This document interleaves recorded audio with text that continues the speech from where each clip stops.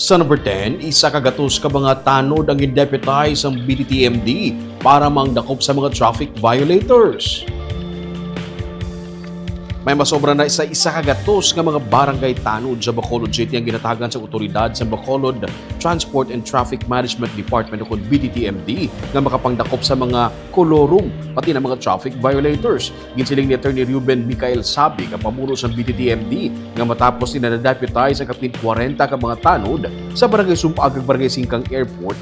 May 67 naman ka mga tanod gikan sa 8 ka mga barangay ang yara na karon sa training. Utom sa mga na-deputize nga mga tanod ang paghahatagan man sa otoridad nga mag-issue sa mga citation tickets sa mga madakpan nila nga mga naglapas sa traffic protocols. Dugang panisabig nga may ordinansa ang syudad nga nagatugot sa mga traffic enforcers nga deputized tanods nga mag-confiscate sa mga driver's license kung kinahanglan. Giklaro man sa BTTMD nga ang isa katanod nga na-deputize ang sarang lamang makapangdakop sa sulod sang barangay kung sa diin siya nagaubra.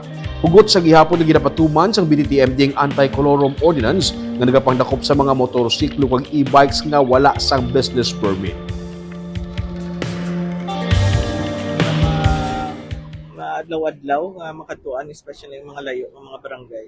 So with this deputation sa aton nga mga barangay tanod, hopefully maka-act na sila on that kay ti partners ang hilaman nga authority nga mag-implement sa aton anti-colorum ng mga ordinances.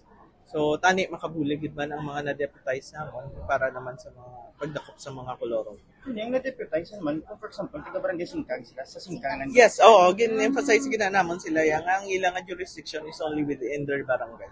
Kasi kapanakop sa lain nga barangay.